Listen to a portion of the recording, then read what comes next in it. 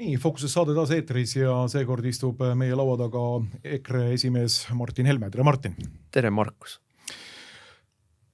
Ühiskond on hakanud rääkima ERR-i vajalikkusest ja väga lihtsatel põhjustel, sellepärast et järjekordselt isadepäeval on siis meile tulnud välja selline puhas, selline revolutsiooniline propaganda kahe isa esituses, kes on ostnud omale asendusemaduse kaudu lapsed hommikanuga. Me räägime sellel teemal natukene, aga puudutame loomulikult teisi ühiskonnaelu teemasid siin ka. Priit Hõbemägi, kes on istunud ERR-i nõukogus ka, kirjutas alles hiljuti Postimehes, olles nüüd Postimehe peatoimetaja, sellise artikli, mille ta tituleeris Milleks meile ERR ja ütles seda, et ei nõukogu ega juhatus suuda ERR-i sisuliselt juhtida ning öelnud on ta ka siin, et erameedia saab eestlaste informeerimisega suurepäraselt hakkama. Kui sa lubad, ma tsiteerin teda veel siin natukene. Ei nõukogu ega juhatus ei suuda ERR-i sisuliselt juhtida. Reaalsus on see, et võim on ERR-is jagatud erinevate sisu tootmise mammutüksuste vahel, mille eesotsas on võimukad juhid.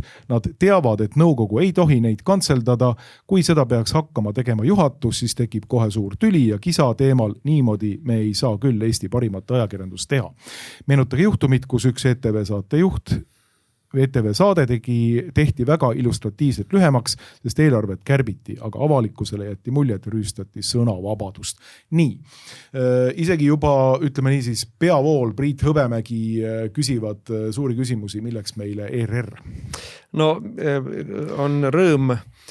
Ma olen uhkusega kuulutan siin, et meie tegime ettepaneku ERR likvideerida ja tegime seda pärast seda provokatsiooni, mis nüüd oli see viimane provokatsioon, aga provokatsioone tuleb ju ühiskonda lammutavaid, lõhkuvaid, revolutsioonilisi provokatsioone tuleb ERR-ist süstemaatiliselt ja lakkamatult.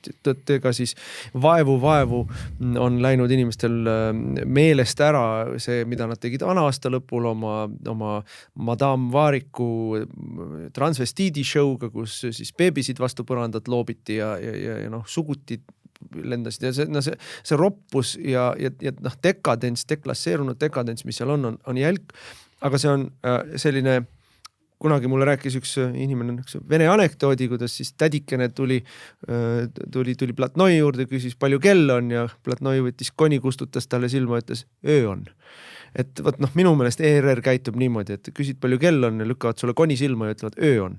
Ja see pimedus, mida nemad levitavad, on süsteemne. Nad teevad seda erilise naudinguga, meile kallavad seda solki kaela. Ja ma olen Hõbemäega täiesti nõus, ma olen ka 4 aastat istunud ERR-i nõukogus. ERR-i nõukogu on formaalsus, et seal makstakse sulle natukene rahakest ja sinu ülesanne nõukogu liikmena on poliitikuna eriti. On käia siis parlamendis ja rääkida, kui tähtis, kui hea ja kui õige asi on ERR ja kui palju riik peab nüüd rohkem raha andma. Ja see ongi sinu töö nõukogu liikmena nende meelest. Mitte nii, mina alustasin kohe, iga koosolekut alustasin, et mina olen teie järelevalveüksus või järelevalveüksuse liige, et mina tulen teie üle järelevalvet tegema, mitte mina ei ole teie lobist Toompeal. Ja selles mõttes, ega ma olin seal üks hirmus vihatud nõukogu liige. Ja juhatuse asi on ju hoolitseda selle eest, et kahe asja eest. Esiteks, et seadust täidetakse, et nõukogu poolt paika pandud suuniseid ja omaniku ootus. Tegelikult nõukogu on see, mida me ütleme äriüksuses, ütleme omaniku ootus. Omaniku ootus äriüksuses on kas areneda sinna suunda või investeerida sinna suunda või suurendada kasumit, mida tahes. Aga ERR-i omaniku ootus on kirja pandud ERR-i seadusesse. Muide seal seaduses, nagu me kõik teame, on, eks ole, tegelikult väärtusruum on hoopis midagi muud kui 2 homomeest, kes endale lapsi ostavad. Seal ikkagi räägitakse eestlusest, seal räägitakse kultuurist, seal räägitakse perekonnast, muu hulgas traditsioonilist perekonnast, nii edasi. Et seda seadust rikutakse ERR-is iga päev ja seda tehakse nii nõukogu vaikival heakskiidul või lausa aktivistlikul heakskiidul, sest nõukogu enamus koosneb ju vasakradikaalidest või liberaalsetest globalistidest ja loomulikult juhatuse entusiastlikul tegemisel. Teine osa juhatusest on siis see, et peavad arved peavad makstud olema. Ja täpselt nii nagu Hõbemägi ütles, et toimetus teeb, mis tahab. Ja nüüd me näeme selle isadepäeva siis selle skandaali valguses, me näeme kõik patoloogiad on meile pandud luubi all toodud, kandikule ette pandud. Täpselt kõik see, mida me kritiseerinud oleme siin aastast aastasse, on jälle kontrastselt välja joonistatud. Teeme, mis tahame, meid kritiseerida ei tohi, me tuleme kirve, kangi ja leegi heitjaga teile kallale, kui te julgete isegi nuriseda, et me tegime midagi valesti. Ja köhige rohkem pappi. Et see on see ja nüüd ütleme siis, me näeme ka kurjuse toimimise mehhanism on minu meelest siin selle Veidemanni juhtumi puhul hästi selgelt näha, et Veidemann, kui on ju olnud seal see nõukogu esimehena selline alati kaitsnud ERR-i nii-öelda sõltumatust. Et keegi ei tohi öelda midagi ja me siin ise omavahel lepime kokku ja teeme ja ERR on ikka professionaalne. Madame Vaariku kaasuses ju viskas ambrasuurile ennast. Aga nüüd siis nagu äärmus vasakpoolne, ärklev ideoloogia, seal lunastust ei ole. Kui eksid, siis andestust ei ole. Siis on hakkliha masinasse. Ei, see on väga selge, et Veidemann oli ju selle Madame Vaariku kaasuses ERR-i õigustaja, koos loomulikult ERR-i eetikanõuniku Tarmu Tammerkiga, kes on huvitaval kombel ERR-i enda palgal. Seda me oleme ikka ja jälle välja toonud siin, et kui on vaja ERR-i kuidagi kaitsta, siis ERR-i enda palgal olev inimene tuleb ja hakkab kaitsma, et see on täiesti võrreldav sellega, et ma ei tea, ma palkan objektiivile kellegi inimese objektiivi enda rahadega, et siis kui süüdistatakse objektiivi, ma ei tea, kallutatuses või mingis muus, siis tuleb näiteks, ma ei tea, Veiko Vihuri või väliselt nüüd siis juba Varro Vooglaid, kes tuleb ja räägib ja seletab ära, et kuidas objektiiv tegelikult on käitunud täiesti korrektselt ilma igasuguste probleemideta. Me oleme jälginud ajakirjanduse head tava ja siin ei ole mingisugust probleemi. Aga mida tegelikult nagu Veidemanni kohta tasub veel ütelda on see, et Veidemann on ju hea näide sellest, et revolutsioon sööb oma lapsi. Just. Et Veidemann on olnud kogu aeg see õigustaja, aga nüüd tõepoolest on ta sellises väikeses pisikeses küsimuses natukene nii-öelda poetanud paar sõnakest, eks ju. Ja nüüd siis kogu revolutsioon ja mitte ainult, vaid kogu valitsuskabinet põhimõtteliselt tuleb ja ründab Veidemanni ja ütleb, et kas ta nüüd ikka sobib oma kohale, eks ju. Ma tahan selle, nendel oli plaan valmis ühesõnaga, et kui meie võtsime ERR-i kritiseerida, siis ühtegi kriisi ei tohi raisku lasta. Reformierakonnal oli plaan valmis Raul Rebane Veidemanni asemele panna. Ja ütleme, ja nad kohe, ega nad on oskuslikud vilunud tüübid, eks ole, nii kui nad nägid avangut, nii nad tegid kaks asja. Esiteks, fookus ära sellelt, mille eest ERR-i üldse kritiseeriti ja muuta nii-öelda kriitika sihtmärgiks Veidemann, mitte Anu Välba või see kogu see saade või selle saate kontseptsioon, vaid Veidemann. Et see on esimene asi, keeratakse skandaal, raamistatakse ümber. Ja teine asi, kiiresti kaadrid otsustavad kõik, Veidemann lasi asjadel juhtuda, aga ei olnud Hungvei Ping, ta ei olnud poliitaktivist, ikkagi eakas inimene juba ja kõik mis veel, et ikkagi tuleb asemele panna poliitaktivist, kes igapäevaselt rammib veel rohkem edasi. Ja selleks oli juba pandud ju nii-öelda etapp varem sinna nõukogusse Raul Rebane.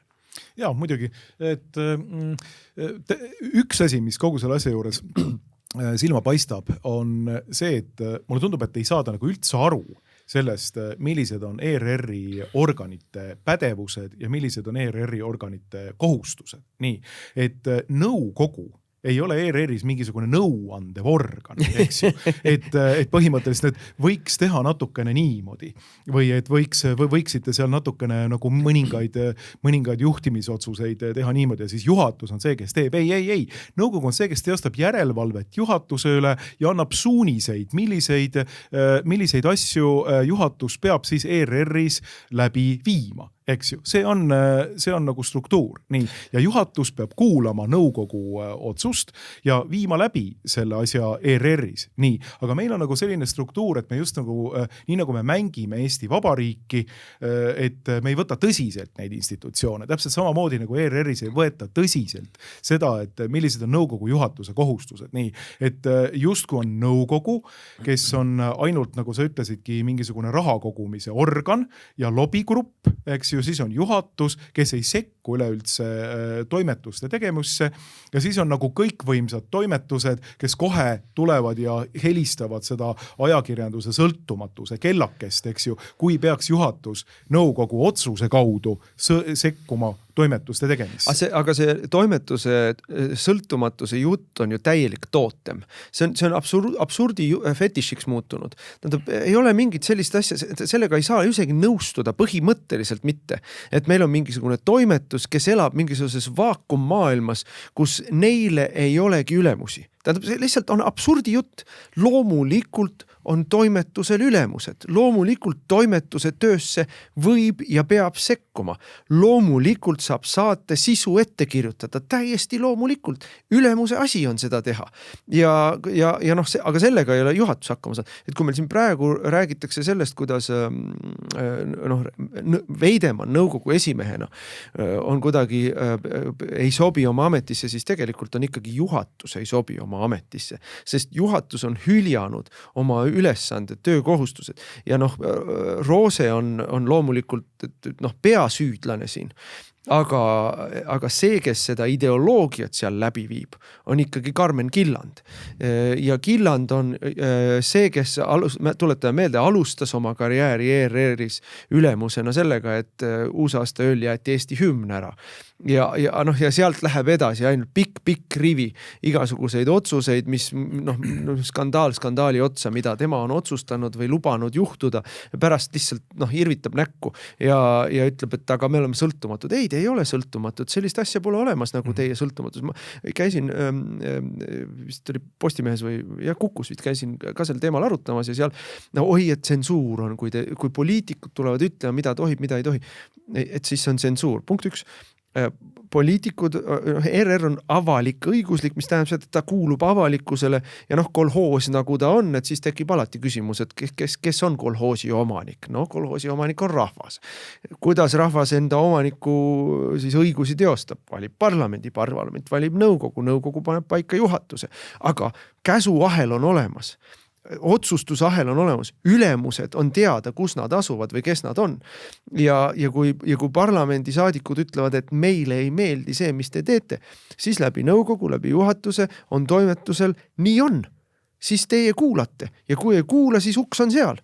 Aga mida ma tahan kogu selle asja kokkuvõtteks öelda on see, et me oleme sellele ERR-i teemal palju kordi rääkinud. Mitte miski ei muutu, mitte miski ei parane. Neid ei huvita ja see organisatsioon on parandamatu. Seal ei ole võimalik midagi muuta. Et me võime sinna panna üdini konservatiivse nõukogu, üdini konservatiivse juhatuse, siis hakkab seal majas lihtsalt üldstreik ja lüüakse mingisugune tohutu ühiskondlik aplaava nädalaid kesteva aplaava ülesse. Seda ei ole võimalik muuta. Et seda laiali saata. Täpselt, ma ütlen samamoodi, et ükskõik milline konservatiivne ERR-i juht või isegi nagu konservatiivne ERR-i plokkide, nende sisu tootmisblokkide juht peaks läbi viima seal puhastuse, siis ma arvan, et ta ütleb tegelikult, et see on nüüd tegelikult võimatu. Et siin ei ole võimalik teha seda, et me paneme nagu ERR-i kuidagi konservatiivsemalt tööle või ütleme siis nii, miinimumprogramm, paneme ta tööle oma enda seadusest lähtuvalt. Normaalselt. Ühiskonna keskosas. Niimoodi, et ta ei ole täpselt, et ta ei ole nagu mingisugune Hungvei pingide propagandaasutus, eks ju, mis edastab, ma ei tea, propagandat aastavahetusel ja isadepäeval rüvetab isadepäeva tähendust kahe mehega, kes on ostnud omale lapsed. Muuseas, see on väga oluline temaatika. Ja seda nagu, mulle tundub, vaata, et veel peaaegu liiga vähe rõhutatud siin.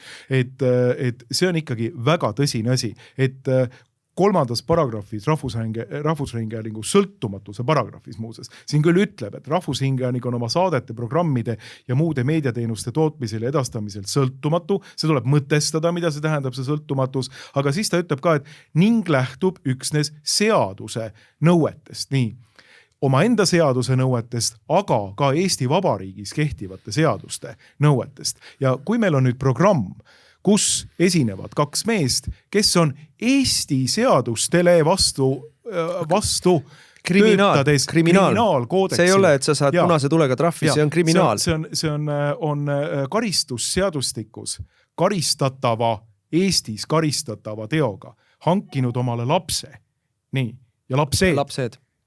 Siis ERR peaks praegu olema nagu tagajälgad, et vabandust, mida te olete nüüd teinud siin? Te olete esitanud 2 last, mis on karistusseadustikus selgelt defineeritult hangitud endale karistusseadustiku vastasel. See on inimkaubandus. See on inimkaubandus, nii, ja teie promote seda siin. See on ju täielik absurdum. Ja vaata seda teist paragrahvi, eks ole, et, või teist lõiget, et Eesti riigi ja rahvuse kestmise tagatisi ja väärtustavad, eks ole, neid tagatisi, ehk siis normaalset perekonda, mis on rahvuse kestmise, noh, rahvus ei saa kesta, kui sul ei ole ema ja isa. Eks ei saa kesta. Ja rahvuse püsimisest räägib see paragrahv, eks ole. Nii, et, siis on veel lõige 7, väärtustavad perekonnal põhinevat ühiskonnamudelit. No siin muidugi äärmuslased ütlevad, aga Eesti perekonnaseadus ütleb, et 2 füüsilist isikut, ehk ka mehed võivad olla perekond, aga noh, ütleme, ja sellepärast nad ju seda homoabielu meile tegidki, aga eelmised punktid räägivad ikkagi ka sellest, et rahvuse püsimine. Ja rahvuse püsimine ei ole võimalik, kui sul ei ole ema, isa ja lapsi. Ja 2 meest, kes tegelevad inimkaubandusega, kriminaalkorras Eestis keelatud inimkaubanduse ja siis noh, ütleme, laste ostuga ei ole pere. Tegelikult ei ole pere, ei ole rahvuse püsimine. Ja nüüd on, kui me nüüd nagu korraks hüppame, ma ei taha kaitsta Veidemanni, sest et noh, ausalt öeldes tema karjäär algas 60-ndatel inimnäolise sotsialismi ehitamise kiitmisega. Ja pärast seda, kui Praha tänavatel Nõukogude tankid inimeste ajukoljusid lömaks sõitsid, siis tal nagu natukene korrigeeris, et inimnäolist sotsialismi võib-olla ikkagi ei olegi nii lihtne teha, aga ühesõnaga, mul ei ole tema suhtes erilist sümpaatiat, et ta ei ole kunagi seisnud õigete asjade eest. Ta on alati olnud käeveristaja ja selgrootu inimene, mul ei ole nagu tema kaitseks midagi öelda. Aga ta ütles oma lapsesuuga välja esimese hooga õige asja ja nüüd see väärtusruum, et nagu, kui küsida, et kui meil kriminaalkaristusega keelatud asjad ka ei asetu väljaspoole ühiskonna väärtusruumi, siis mida see sõna üldse tähendab? Et noh, kui meil, ütleme, me keelame ära varastamise, see on ka kriminaalkorras karistatud, see ei ole Eesti väärtusruumis, et me varastame. Me keelame ära, eks ole, naise peksu või ka üldse igasuguse inimeste vastase füüsilise vägivalla. See ei ole Eesti väärtusruumi osa. Me keelame ära laste ostu ja müügi. See ei ole Eesti väärtusruumis, sest et see on Eesti seadustega karistatav. Ja selle väljaütlemise eest tuleb välja, et sina oled ühiskonna vaenlane number 1 mõnede inimeste silmis, eks ole. Ja noh, sellest sõltumatusest tuleks ka veel eraldi rääkida, et see oli Heidi Purga, meie kõigi aegade kõige läbikukkunum kultuuriminister, kes seisis paar kuud tagasi Riigikogu puldis ja seletas hingestatult, niimoodi eksalteeritult seletas, kuidas tema, seni kuni tema on minister, tema ei sekku kultuuriasutuste sisusse, kui oli vaja kaitsta perverssusi ERMi ööl 25, ehk siis kui seal oli see nii-öelda valge tüdruk pornoshow'd tegi Eesti Rahva Muuseumis. Tema ei sekku, mina ei sekku. No, loomulikult ei sekku, sellepärast, et see on tema enda nii-öelda maailmavaatest lähtuv asi, eks ju, siis ei sekkuta kunagi. Ja. Aga siis, kui tekib mingisugune nii-öelda tõrge, et seda sama perversiooni ei saa enam ERR-i vahendusel edastada, siis loomulikult sekkutakse nii, et vähe ei ole. Ma mainisin seda ka oma siin hiljuti alustatud kommentaaris, et see on ilusti seal ka välja toodud, see lõik. Et kuidas ta ütleb, et ta ei sekku. See ei ole isegi mitte kahepalgelisus või topeltstandard, see on ilge valelikkus. See on ilge valelikkus. Ta valetas meile Riigikogus, kui ta ütles, et ma ei saa sekkuda ja ma ei sekku, sest need professionaalsed inimesed tegelevad Eesti ühiskonna erinevate värvikirevate tahkudega, eks ole, et ma ei sekku siia sellepärast, et see on sõltumatuse küsimus. Ja nüüd ERR, mis ongi sõltumatu, erinevalt muuseumist, mis on otse alluvuses ministrile, kelle direktori paneb paika minister. Nüüd ERR-il on oma ette seadus, kuhu on kirjutatud, et on sõltumatu, on nõukogu, mille valib Riigikogu, aga vot sinna minister leidis, et tema ei saa seda asja küll nii jätta, et siin on vaja seletuskirja, Kabajansikut. Palun kirjutage meile seletuskiri. Et see on ikkagi Agu Sifka, palun, kuidas võis juhtuda siuke asi? aga see tegelikult, mis on ikkagi juhtunud nüüd isadepäeva hommikul, see tuleks kirjutada punaste tähtedega kuhugi suurelt ülesse. Et ERR on edendanud Eesti karistusseadustikus keelatud viisil lapse hankinud inimesi ja edendanud ja näidanud seda ideaalina. See on asi, mis on skandaal. See peaks olema nagu igal pool esil, nii et see ei ole lihtsalt, et kaks inimest tulevad rääkima oma eraelust seal ja oma armastusest teineteise vastu ja siis kui tuleb veel rääkima, ma ei tea, Michal või keegi teine, et miks inimesed tekitavad nagu selle olukorra, et nad defineerivad ennast teiste magamistubade kaudu, viidates konservatiividele. No siis lollimat juttu on raske rääkida, sellepärast et vabandust väga, teie ise olete tulnud, vaata, et peaaegu iga kuu minu nii-öelda ajaleheveergudele oma enda eraeluga avanud seal nii elutoa kui ka magamistoa uksed ja siis tulete ja tungite isadepäeval veel hommikusaatesse ja siis edendate ideaalina lapse hankimisviisi, mis on Eesti seadustega vastuolus ja keelatud. Nii. Ja siis nüüd ütelda, et mina puutun teie magamistuppa, kui ma kritiseerin seda, et lõpetage parun ära loll jutt, et alustame sellest. Aga kui siin mainida veel nagu erinevaid väljaütlemisi, siis üks märgilisemaid minu arvates oli selline inimene nagu Tartu Ülikooli kaasprofessor Kõuts Klemm, kes tuli ja ütles ja sekkus diskussiooni väga omapärasel viisil Eesti Päevalehes ja ütles seda, et ERR peab homoseksualismi kajastamise turutõrke käest ära päästma.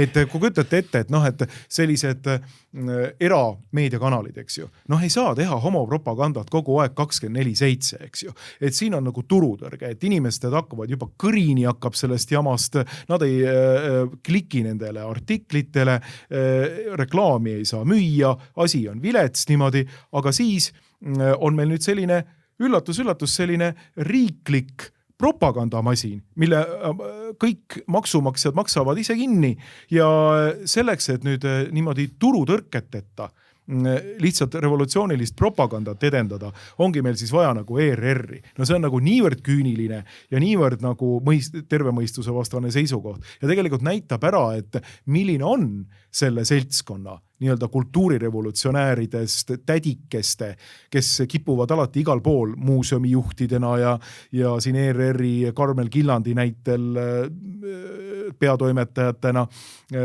niimoodi kogu aeg nagu mängima sellel piiril, eks ju. Ja mitte ainult mängima, vaid ületama seda ühiskonna taluvuse piiri. Et see on see mentaliteet. Me oleme põhimõtteliselt siin riikliku propagandaasutusena, me teeme, mida me tahame ja meid see turutõrke probleem ei puuduta. Ja no tegelikult siin on nagu mitu asja. Esiteks seesama kuri mehi vihkav ja normaalsust vihkav naisterahvas ju õpetab uusi ajakirjanikke. Et kasvulava sinna samasse ERR-i tuleb tema käe alt. Nüüd turutõrge on muidugi väga huvitav lähenemine tõepoolest, et ta tegelikult ütleb ju selle nii-öelda avaliku saladuse välja. Ehk siis miks ei tee Postimees või ka seesama Delfi või Eesti Päevaleht nii räiget homopropagandat. Päevaleht kindlasti rohkem, eks ole, Päevaleht on eluaeg olnud perverssuste eestvõitleja, aga siiski sotto voce võrreldes ERR-iga. Sellepärast, et publik ei taha seda. Ja hea muusikaline termin, sotto voce. Et publik ei taha seda, et publik keerab teisele kanalile või paneb kanali üldse kinni, eks ju. Ja kui me räägime turutõrkest, siis ütleme, suurusjärgud on sellised, et Postimees, Kanal 2 telekanal ja TV3 telekanal päris võrdsed ei ole, aga ütleme seal suurusjärgus 10 miljonit eurot aasta käive. ERR-il 50 miljonit eurot. Nii, nemad võivad uputada raha, millesse tahavad, maksumaksja raha, ei pea selle pärast aru andma, ei pea muretsema vaatajanumbrite pärast, ei pea muretsema selle pärast, et peatoimetaja tuleb ja ütleb, kulla Anukene, sina lähed nüüd eetrist maha ja sinu saate võtame ka eetrist maha või paneme sinu saate pühapäeva hommiku asemel neljapäeval kell 11 õhtul. Siis räägi oma võikastest asjadest nii palju kui tahad nendele üksikutele punaste silmadega hulludele, kes vaadata tahad, eks ole. Et erakanalis nii käib. võib. Et see ei ole tsensuur. Kui Linnamäe läheb toimetusse ja ütleb, et lõpetage ära, seda me ei tee, siis nii on. Keegi ei vaidle sellega. Sest seda ei osteta, sest seda ei taheta. Ma ei saa reklaami müüa, ma lähen kahjumisse. Seal on kaks asja. Üks asi on see, et reklaamimüük. Mulle ei tule raha ja sulle ei tule palka kullakene, mida ERR-is kunagi ei pea muretsema, eks ole. Ja teine asi on, et aga omanikul ongi õigus öelda, mida me paneme eetrisse ja mida me ei pane eetrisse. Et inimesed ei saa aru sellest, et sõnavabadus või tsensuur ei tähenda mitte seda, et sul peab olema õigus saada suur ruupor maksumaksja raha eest. Sellist õigust ei ole mitte kellelgi, mitte kuidagi. Sul ei ole õigust minna astuda sisse Delfi toimetusse või Postimehe toimetusse ja ütelda, andke mulle oma saade, ma tahan hakata siin oma väärastunud ideoloogiat nädalast nädalasse tampima oma võigaste külaliste, saatekülalistega. Sellist õigust lihtsalt ei ole. Küll aga on sul õigus seda võigast juttu ajada, nii palju kui sa ajad tänavanurgal või kui leiad, lähed Facebooki, kui tahad, või kui leiad ka kuskil kellegi, kes avaldab, võid ka ajada. Et see, kui seda ei tohi ära keelata, seepärast, et see tõesti on sõnavabaduse küsimus. Aga see ei tähenda, et sul on kellegi teise maksumaksja raha eest saada see suur ruupor, saade enda saade. Et kui tuleb omanik ja omanik, antud juhul ERR-i omanik, on Eesti rahvas, kes on seal, nii nagu ma rääkisin, eks ole, parlamendi nõukogu juhatuse kaudu on see omaniku tahe esindatud. Kui tuleb omanik ja ütleb, et ei, seda ei pane eetrisse, Anu, sinu leping on lõpetatud, sest sa ei saa aru, mida sa tegema pead, sa ei saa aru, mis asi on sobiv ja mis mitte. Kõik, lännu, Anu, uusi väljakutseid otsime tööturul. Aga nüüd tuleme me asja siis selle põhiva juurde. Põhiva on see, et Riigikogu enamus, nõukogu enamus ja kogu juhatus arvab, et see väärastunud haige ideoloogia ongi tore asi. Peabki tegema. Rohkem raha sellele. Ja sellepärast tulebki kogu see asi kinni panna. Ja ma olen täitsa nõus, et see asi tuleb kinni panna. Loomulikult see nii-öelda seaduseelnõu, mille te tegite, eks ju, kus ütlete, et ERR tuleks kinni panna ja teete sealt erinevaid erisusi, et Klassikaraadio läheb Eesti Kontserdi alla ja nii edasi. ETV ma tahan selle ära, üleüldse... et inimesed ei pea muretsema, et prillidoos ja maahommik ära kaob. ETV on väga kõva kaubamärk Eestis, eks ole. Vikerraadio samuti. Ostetakse üles ja...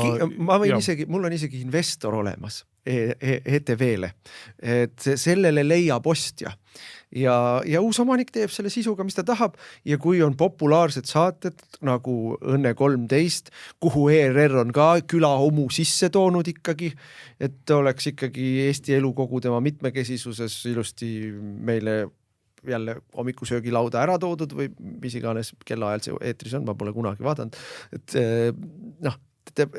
see kindlasti leiab ostjat ja populaarsed saated leiavad rahastamist ja jätkamist. Aga ma tahaks näha küll seda saadet, et kus ERR-i vastselt ära ostnud suurinvestor vaatab, et mida siis ERR teeb ja äkitselt seal võib-olla kaader ikkagi jääb paljuski samaks.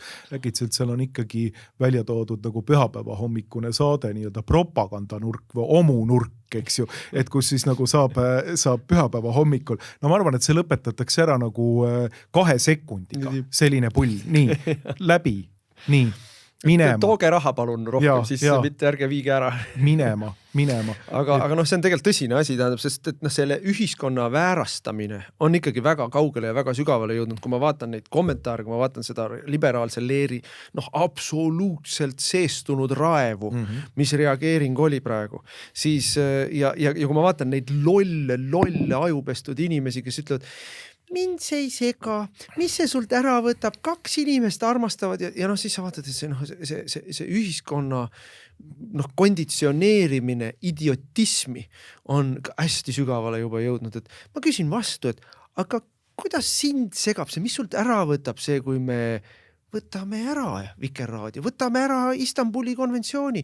Kuidas see sinu elu vaesemaks teeb, Klemm, kui me võtame Istanbuli konventsiooni ära? Mis sinu elus puudu sellest tuleb? Ei tule midagi.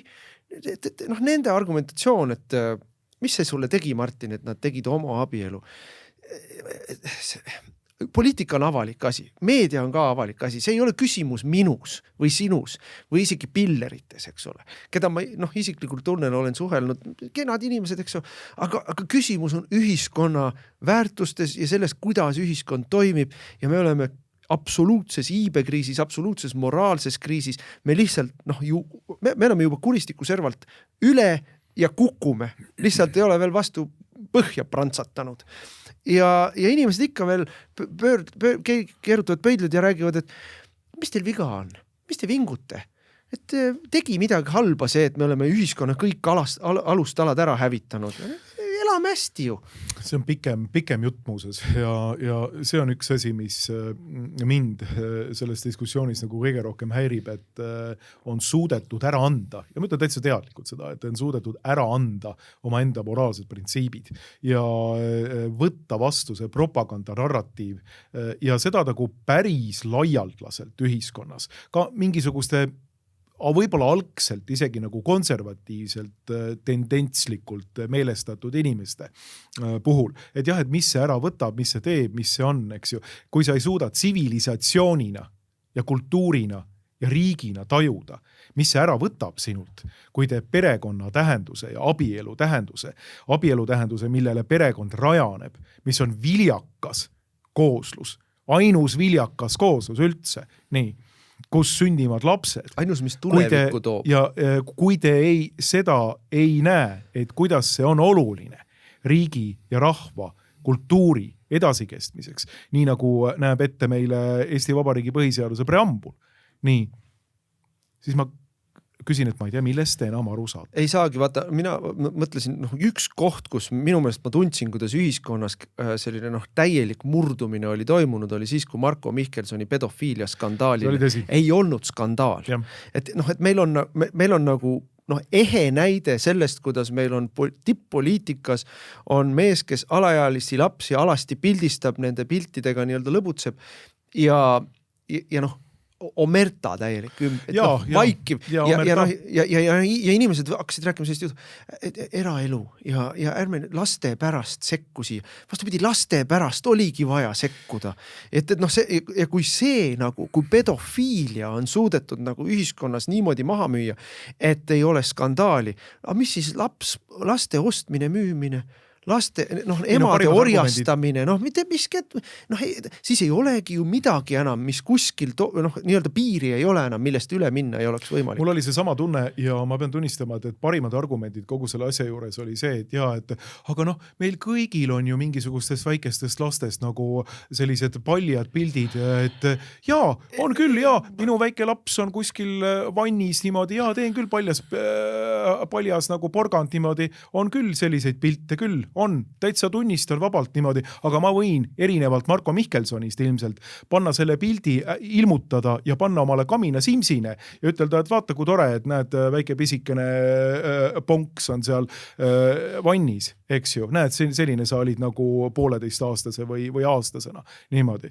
Kõik vaatavad ja naeravad. Või panen selle perekonna albumisse niimoodi, aga te neid pilte, mida Marko Mihkelson tegi, kas te neid pilte panete ka perekonna albumisse või? Kas te neid pilte panete ka kamina simsile? Kas need pildid on ka need asjad, millega te võite uhkustada, et näed, mul on selline tore laps siin, eks ju, suvel käis vannis ilusti palja tagumikku. Ja mitte 1,5-aastane, vaid 11-aastane. Või 11-aastane, täpselt. See on nii võigas. Ja nüüd samamoodi, eks ole, need on need samad inimesed, kes paar aastat tagasi räuskasid, röökisid meile Riigikogus.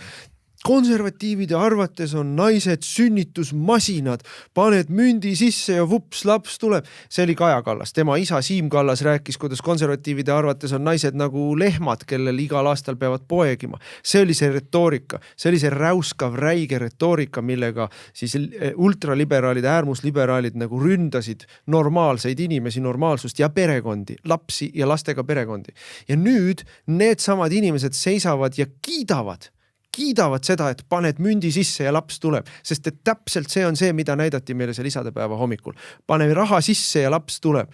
Et noh, see jälle, see ei ole topeltstandard niivõrd kuivõrd. See on valelikkus. Nad valetasid meile siis, kui nad võtsid laste toetusi ära, et nad hoolivad naistest. Nad valetavad meile praegu, kui nad ütlevad, et nad hoolivad perest ja armastusest. Et mis teil selle vastu on, kui 2 väikest last said armastava pere? Toomas Uibo, kes on ütleme siis ühiskonnas võib-olla liiga vähe tuntud sellega, et ta on Eesti lennunduses kõik asjad põhja lasknud ja pankrotti lasknud 10 miljoneid Eesti maksumaksjale maksma läinud. Et Toomas Uibo suutis uue taseme saavutada, moraalselt uue taseme, kus tema nii-öelda mõttekäik oli see, et kas te oleksite siis tahtnud näha homode asemel seal naisepeksjaid ja rongaisasid, kes ei ole mitu aastat alimente maksnud, et see on tema arusaamine isadusest. Et kui meil on isadepäev, siis me räägime ütleme siis mingist äärmuslikest, eriti õudsatest ühiskonna pahupooltest, kui isaduse mudelist või kui isaduse siis tüüpnäitest. See on klassikaline argument alati kõikide liberaalide poolt, et kui jutuks tuleb näiteks üsasisene lapsetapp, aga mis te siis tahate, et ta sünnib sinna sellesse joodiku perekonda niimoodi, et ei, et suurem osa perekondi, jumal tänatud, on veel normaalsed. Jätkuvalt. Suurem osa isasid on normaalsed inimesed, kes käivad tööl, kes armastavad oma lapsi, tulevad töölt koju, teevad lapsele kalli, räägivad, kuidas sul on läinud, lähevad järgmisel hommikul jälle tööle ja siis lähevad pühapäeval võib-olla maale või metsa kuskile ilusti telkima või midagi muud toredat tegema. Nii, need on Eesti isad tegelikult. Kusjuures suuremalt osad, aga see ongi väga huvitav, eks ju. Et meil on mingisugune seltskond, kelle arvates ongi nagu 2 kategooriat, eks ju, mingisugused joodikust naise ja lapsepeksjad ja siis toredad mingid homoseksualistid, kes on omale lapsed ostnud, eks ju, et kui väärastunud peab olema üldse maailm, et sul on need 2 kategooriat ainult. Kas sa seda terviku pilti nüüd ei näe siis? Et isegi, ütleme nii, isegi kui meil oleks suuremas osas ühiskonnas need 2 kategooriat, siis peaks tegelikult tulema inimesed, kes hoolivad Eesti rahva püsimisest ja ütlema, et kuulge, meil on nüüd vaja teha väga tõsiselt tööd, et siin tekiks normaalseid perekondi. Need on ainus viljakas kooslus, millest sünnib eestlasi siia, millest keelkultuur ja rahvas võib areneda. Nii, et me peaksime nüüd hakkama tegelema sellega, et seda normaalset perekonnakultuuri igal tasandil edendada. ERR-is, riiklikes kampaaniates, igal pool. Statistika on ju väga lihtne Eestis. Jätkuvalt on enamus Eesti peresid sellised, kus isa ja ema kasvatavad oma ühiseid lapsi. Jah, see lahutuste protsent muudkui kasvab või ta nüüd on stabiliseerunud seal kuskil pool abielusid lahutatakse. Jah, Eestis umbes pooled inimesed elavad nii-öelda vaba abielus, mis ei ole hea asi tegelikult, eks ole. Aga jätkuvalt kasvatavad oma ühiseid lapsi. Ja me kõik teame, ühiskonnas on alati olnud marginaalseid, erandlikke, ütleme siis niisuguseid rohkem või vähem ebanormaalseid kooslusi, eks ole, kärgperesid ja üksikvanemaid ja joodikud kasvatavad oma lapsi ja on naistepeksjaid ja on lastepeksjaid. Ei ole kärgperesid olnud, ikka kuskil 100-150 aastat tagasi oli ikka kärgpere üpris harv nähtus. Oli küll, ütleme, et 2% lastest olid siis ütleme siis laias laastus ennem moodsaid aegasid oli enam-vähem 2% olid vallas lapsed. Et kui me ikkagi loeme näiteks, ma ei tea, Tolstoi Anna Kareninat, siis me saame aru, et mida tähendas selles ühiskonnas abielu rikkumine. Abielu rikkumine tähendas seda, et sa oled pannud ennast täiesti ühiskonna aktsepteeritavatest piiridest väljapoole, sa oled teinud ennast avaliku hoora ja vaadatakse sind ikka täiesti uskumatult, et sa oled nagu teostanud sellise sotsiaalse harakiri, eks ju, seda Anna Karenina teeb ja see asi lõpeb halvasti tal. Nii, et aga see on nagu olukord. Ja ütleme niimoodi, et murdumine toimus esimeses ja veel rohkem teises maailmasõjas, kui hästi palju mehi sai surma või murdusid hingeliselt, eks ole, kui toimus massiline vägistamine Saksamaal, 2 miljonit naist vägistati ära, neil oli väga palju ka lapsi pärast seda, eks ole, see ühiskondlik murdumine toimus tegelikult seal ära ja pärast seda nagu ei olegi enam, lääne tsivilisatsioon tegelikult ei ole taastunud sellest jätkuvalt, et kõik need õudsed vasakpoolsed ideoloogiad, mis olid ennem teist maailmasõda, siis moondusid kultuurimarksismiks, aga ütleme, kui me uuesti Toomas Uibo juurde tagasi tuleme, siis ei, see ei ole niimoodi, et sul on nagu vastandlikud kategooriad, toredad homod ja nende poolt kasvatatud lapsed ja siis on naisepeksijad ja rongaisad. Nad on samal pool, nad on samas kategoorias ja teisel pool on toredad päris pered. Et need on nagu selles mõttes kulla õubokane sajad nagu täiesti sassi, sul on kõik sassis meelega. Me ju keegi ei kahtlusta, et ta ei saa aru päriselt. Ta on lihtsalt moraalne värdjas. Et tema on pannud nagu need kaks eraldi pooltele, aga tegelikult nad on samal poolel. Nad on ebanormaalsuse poolel. Ja naise peksmine on ebanormaalne, lapse peksmine ja alimenti või laste üleval mitte pidamine on ebanormaalne. Ja see on normaalne, kui sa lähed tööle, sa teed oma lapsele pai, et sa tuled õhtul koju tagasi, kasvatad neid, eks ole. Ja see on normaalsuse pool. Ja ta ajab need kõik segamini, meelega ajab need segamini ja ERR igapäevaselt taas toodab ebanormaalsust. Ja nüüd tulles tagasi alguse juurde, keelduvad üldse tunnistamast, et nendes mingit viga on, vaid vastupidi nagu keeravad kogu aeg vinti peale, et isegi neile ei tohi märkust teha selles osas, mis nad teinud on. Ja veel rohkem peab seda saama. Reidemann eest ära Raul Rebane asemele, eks ole. Raul Rebane, kes on kõige õudsam rahvusliku identiteedi hävitamise ideoloogia entusiastlik eestvedaja Eestis olnud nii homo teemadel kui kõikidel muudel teemadel. Raul Rebase peamine teene Eesti avalikku diskussiooni on olnud see, et esiteks, kui hakatakse läbi suruma mingid eriti rüvedat revolutsioonilist programmi, siis Raul Rebane selle programmi läbisurumise faasis tuleb ja räägib selle programmi kasuks. Sellepärast, et ta on avalike suhete spetsialist nii-öelda ja siis tuleb ja räägib, et kui vajalik ja tore see on.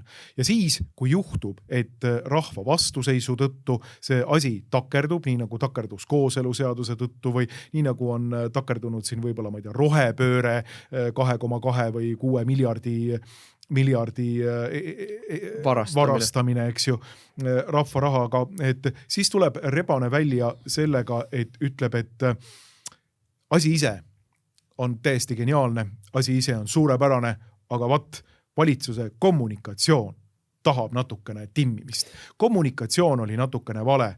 See on nagu see probleem, et kus siis Rebane näeb. Tal on kolmas trikk veel. Kõik, kes ei ole nõus sellega, mida tema tahab, on Kremli käsilased ja putinistid.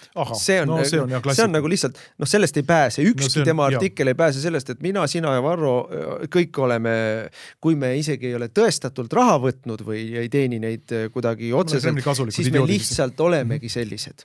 Jah, et isegi ei saa aru, miks meile see vene värk nii meeldib, eks ole.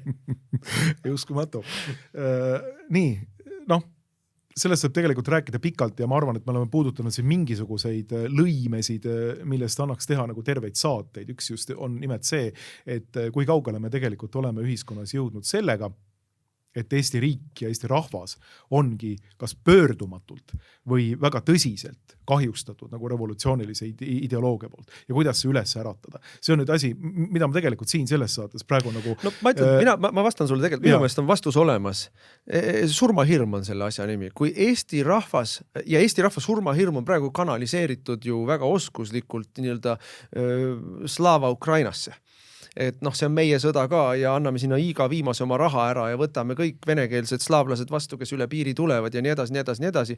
Et ja 5% SKP-st sõjatööstusele ja kõik see Eesti rahva surmahirm, väljasuremise hirm, vähemusse jäämise hirm oma kodumaal on sinna kanaliseeritud täna. Aga kui see Eesti rahva surmahirm nagu, ja see surmahirm ei ole irratsionaalne, see on täiesti ratsionaalne praeguses olukorras, demograafilises olukorras, julgeolekualases olukorras, kõik mis veel. Et kui see surmahirm nagu õigesse kohta kanaliseerida, siis me võtame ennast kokku. Aga praegu on see surmahirm, kollektiivne surmahirm pandud tööle meie veelgi kiirema väljasuremise teenistusse.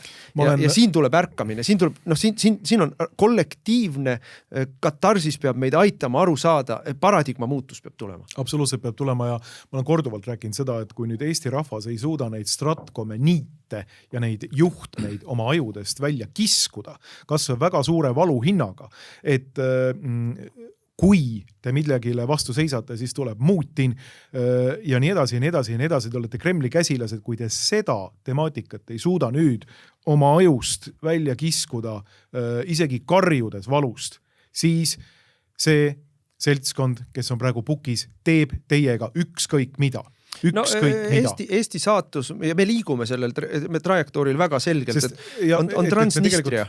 Tegelikult me võime siis teha ükskõik mida, iga maksutõus, iga perverssuse edendamine, iga teie, ma ei tea, majandusliku heaolu vastu tehtud samm, iga röövimine, iga Rail Baltic, iga perverssus, mida tehakse riigis, põhjendatakse selle sama punktiga. Nii, aga kas te siis tahate Putinit, kas te siis tahate Mutinit, nii.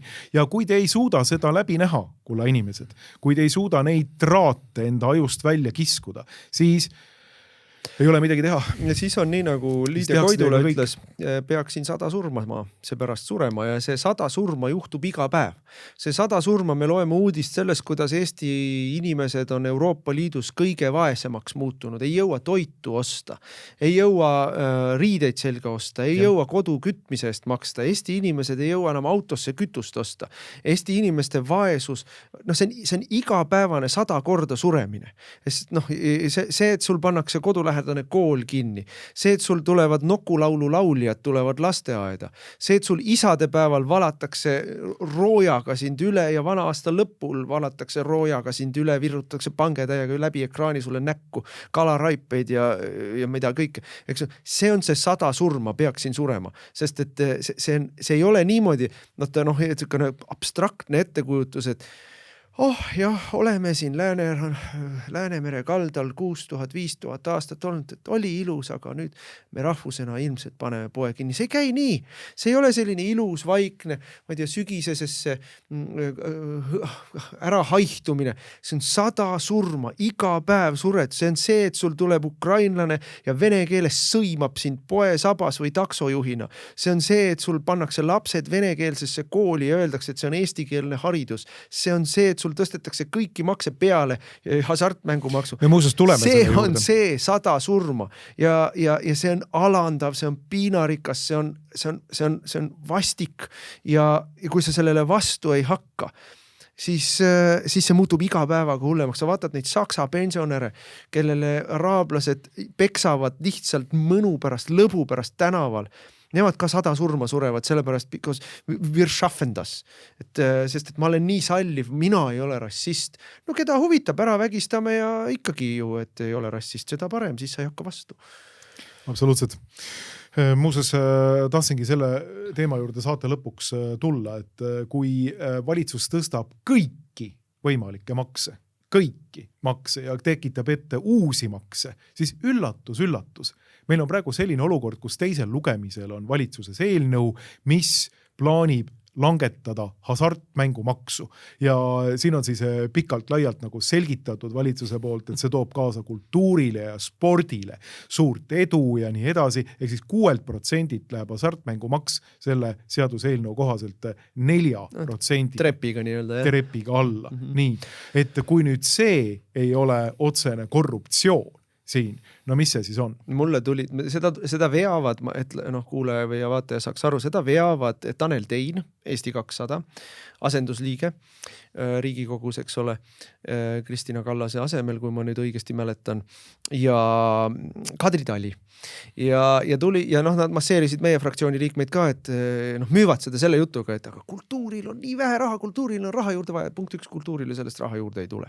Et isegi... Tähendab, langetame maksu ja kultuurile tuleb raha juurde. Sest et siis kolivad Küproselt ja ma ei tea kust veebikasiinod registreerivad ennast Eestisse ja maksavad siis Eestis maksu. Aga langetakse käibe ja tulumaksu sama loogika järgi. Et siis koliks väga palju tootvat tööstust näiteks Eestile, et seda ei tohi teha. Jürgen Ligi teeb sul kohe selgeks, et maksulangetus nii ei tööta. Aga kasiinode puhul nii ta töötab. Kasiinode puhul tulevad kõik maailma internetikasiinod registreerivad ennast Eestisse, raha hakkab sadama uksest ja aknast sisse ja Eesti Kontserdis saab palka tõsta. Vat sulle siis, et Martin, kuidas sa head asja ei taha?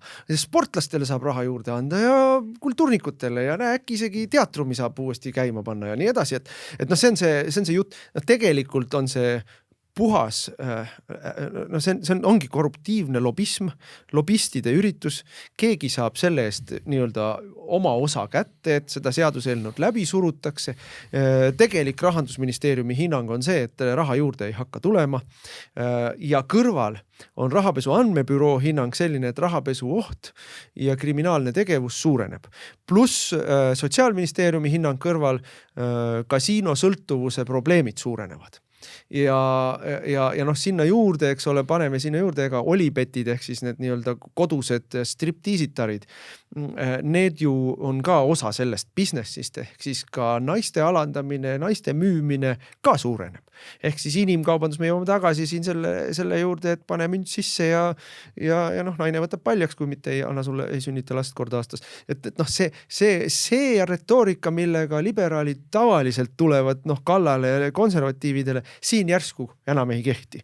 Et lihtsalt me sellest ärme räägi. Ja noh, kõik riskid on päris ja tulupool on absoluutselt ebareaalne.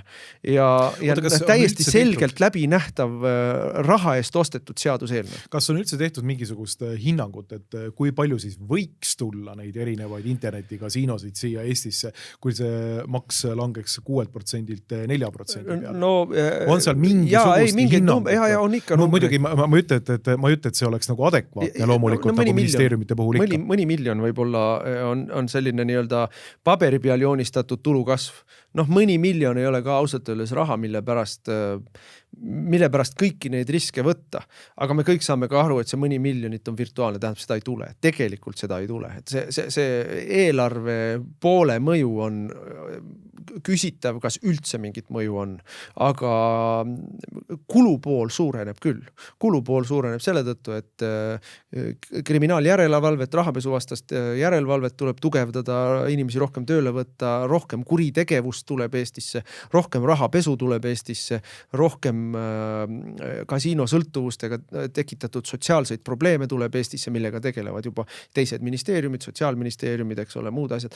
Et noh, probleemid on päris, probleemidel on kulupool riigieelarvel olemas, tulupoolt tegelikult ei tule, nii et kogu see jutt on vale, see on ostetud seadus, siin ei ole minul mingit kahtlust, mingid inimesed saavad oma nutsu kätte ja nüüd küsimus, miks seda siis tehakse, sellepärast, et need samad Eesti 200-lased panid kana vastu maad, ütlesid, et kui seda seadust ei tule ennem riigieelarve vastuvõtmist, siis Eesti 200 hääli ei tule riigieelarve vastuvõtmiseks, mis tähendab valitsuskriisi ja võib-olla ka erakorralisi valimisi. Ehk siis noh, absoluutselt nuga kõri peal meie tahame oma raha kätte saada ja me ei räägi oma raha riigieelarvesse kätte saada kultuuriinimestele, vaid lobistidelt oma eelnõu müümise eest oma raha kätte saada.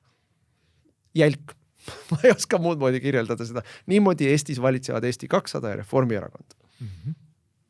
Noh, teatud mõttes täiesti oodatav. 0,millega% partei. Jah, 0, mis ta siis oli siin 9 või tegelikult ametlik vist oli nagu 4 nädala oma oli 1,7 hiljuti, aga siin ta langeb jõudsalt, et partei, mis põhimõtteliselt on üles ehitatud Heleniuse ja teiste lobile, et riigis läbi suruda selliseid asju, mida ärimeestele vaja on. Jah, täpselt.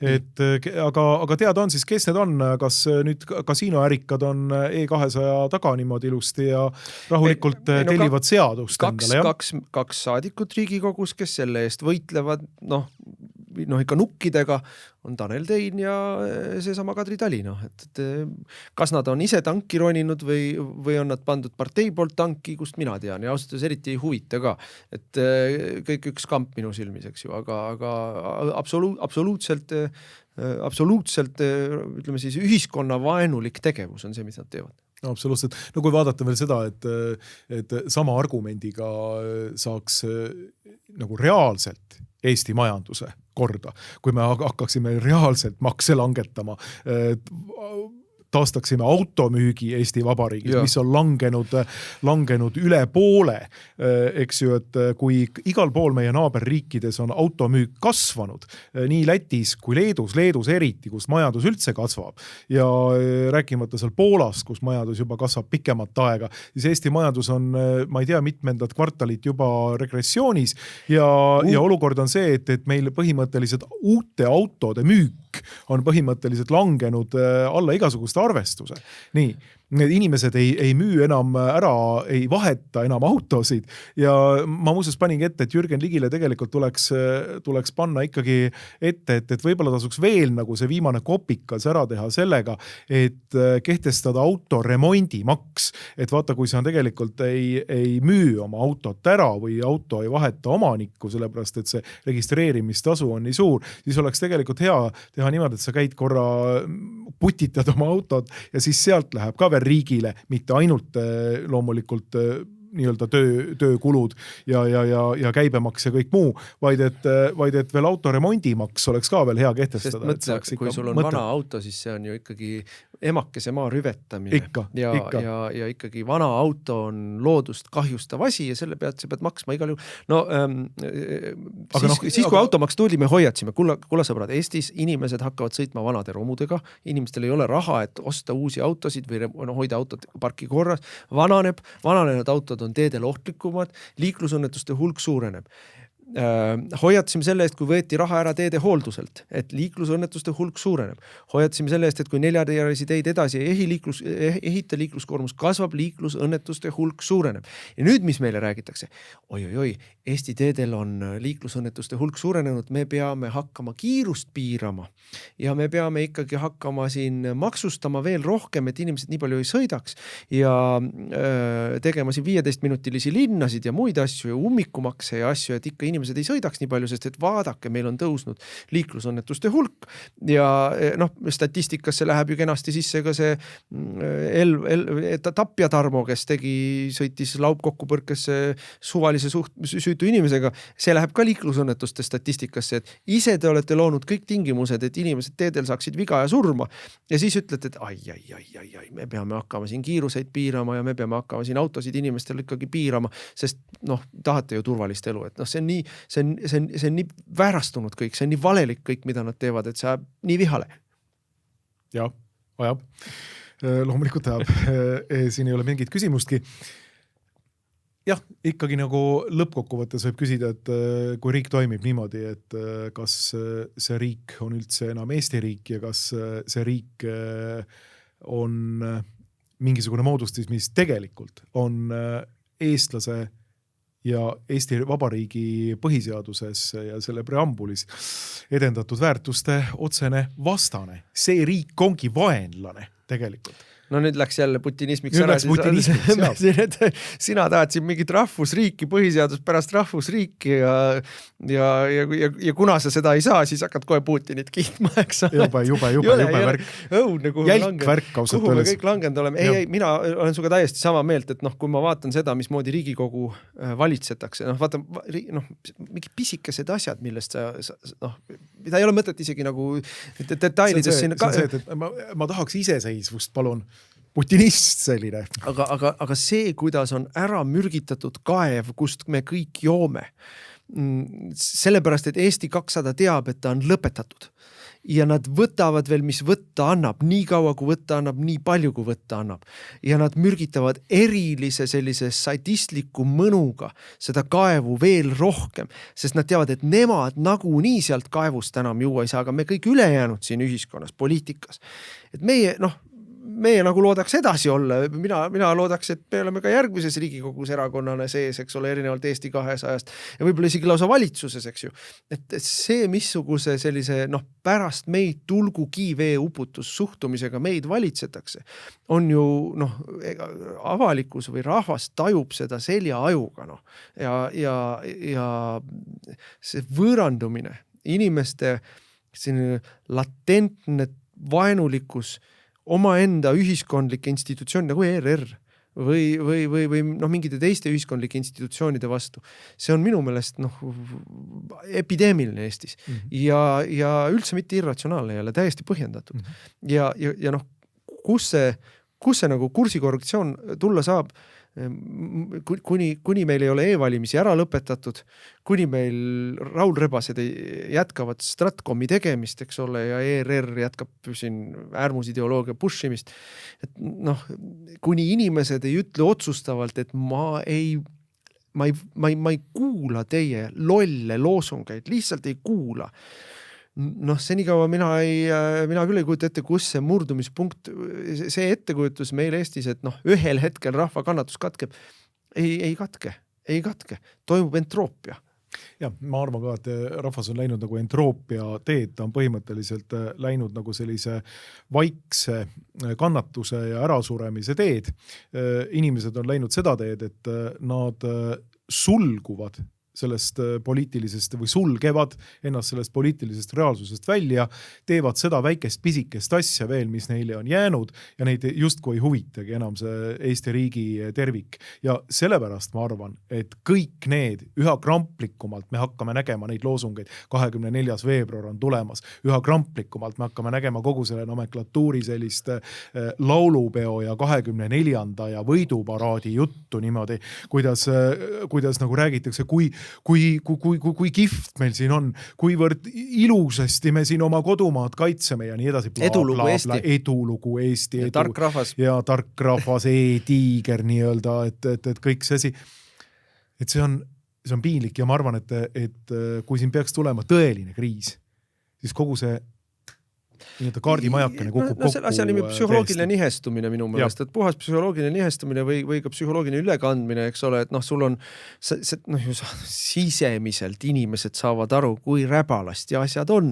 Ja siis klammerdutakse nende mingisuguste selliste tootemite külge, eks ole, loosungite külge, sest minu meelest on inimkonna ajaloo algusest saadik reegel on väga lihtne.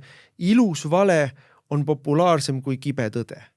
Ja kuni on võimalik elada iseendalegi valetada ja teistele veel rohkem valetada, siis klammerdutakse nende ilusate valede külge, mis siis, et kõik saavad aru, et see on vale. Nii nagu Nõukogude Liidu lõpu ajal, eks ole, et mindi partei koosolekule, karjuti lollakaid loosungeid 5 aastak 4 aastaga ja kuidas süsteem on hea, aga mõningad puudujäägid veel on. Et meil on ju tegelikult täpselt sama retoorika. Süsteem on hea, mõningad puudujäägid veel on. Eestikeelsele haridusele üleminek iseenesest on üks hea õige asi, mis siis, et eestlased istuvad venekeelses keelekoos keskkonnas Eesti lapsed, eks ole, ja saavad vahetunnis venelastel peksa. Aga süsteem on hea, mõningad puudujäägid. Et siin järelikult tuleb rohkem pingutada. Et see rohepööre täpselt samamoodi, eks ole, et jah, on kallis ja on pankrotti läinud, jäid tööst ilma ja inflatsioon on 45% olnud, aga Bill Gates on juba rohkem tuleb pingutada. Ära pööranud ennast juba ja aga rohkem tuleb pingutada, see lihtsalt ei saa aru, et saame hakkama. Meie oleme ju see rahvas, kes saab hakkama ja mina iga kord karjun nendele inimestele, miks peab hakkama saama? Tahaks hästi elada nagu hispaanlased või kreeklased või inglased või prantslased või sakslased, tahaks ka hästi elada või nagu poolakad või ugarlased. Miks ma pean hakkama saama? Ma tahan, et hästi oleks. Ma ei nõustu, ma ei lepi sellega, et kuidagi saame hakkama. See on selline vagla mõtlemisviis, et vedeleks siin mäda sees ja kuidagi veeretaks päevakesed ära. See on väga lihtne mõtlemisviis, see on orja mõtlemisviis. See on see, et ma veel ei ole surnud, sain peksa küll, aga näed, edasi elan veel. Selle peale ütles Platon, et vaba mees vihkab orjust, kardab orjust rohkem kui surma. Surm on parem kui hakkama saamine, selline vaglaviisi hakkama saamine. Et tegelikult ma arvan ikkagi, et ega siin muud ei aita, kui rahvas peab hakkama nagu tänavatele tulema. Katarsis on selle asja nimi, me näeme praegu, kuidas Mehhikos tuleb rahvas tänavale ja Mehhikos on see asi ka võtnud kaua aega. Ja kui me loeme ERR-i, siis me ei teagi, et Mehhikos on revolutsioon käimas. Kui me loeme objektiivi, siis teame. Ja objektiivis oli ilusti kirjas, sest et allikad on teised, aga ERR vaatab BBC-d, eks ole, ja tõlgib sealt lugusid. Mehhikos on revolutsioon käimas ja selle revolutsiooni taustaks on see, et aastakümneid on poliitikud loopinud valelikke loosungeid. Samal ajal kui algul väikestes piirikülades, siis väikestes linnakestes, lõpuks korralikes turvalistes turismilinnakestes narkokartellid lihtsalt tapavad päisepäeva ajal inimesi nii nagu tahavad ja eriti võikal viisil. Küll elusast peast põletades ja tükkideks rebides ja mida kõike veel. Selle jaoks, et hoida ühiskonda hirmu all ja sundida inimesi töötama enda heaks. Ja kogu poliitiline establishment, kogu julgeolekuaparaat on narkokartellide poolt kas üles ostetud või ära hirmutatud. Aga lõpuks rahval saab kõrini. See on see, mis seal toimub. Aga Mehhikos on, ma ei tea, 140 miljonit inimest või mis seal on. Jah, Mehhiko temperament on ka natukene temperament on teine, aga ka võttis kaua aega ennem, kui käima läks. Nii et lõputult ei saa seda kummi venitada. Ka Eestis mitte. Nii et mina töötan, kui erakonnatööst rääkida, mina töötan selle päeva nimel, kui katarsis toimub. Loodame, et see katarsis toimub, aga nüüd sul on vaja väikeste sammudega sinna katarsise poole rühkida ja riiki minna valitsema Riigikokku, et aitäh siia tulemast ja mõtlemast ja diskuteerimast. Aitäh kutsumast.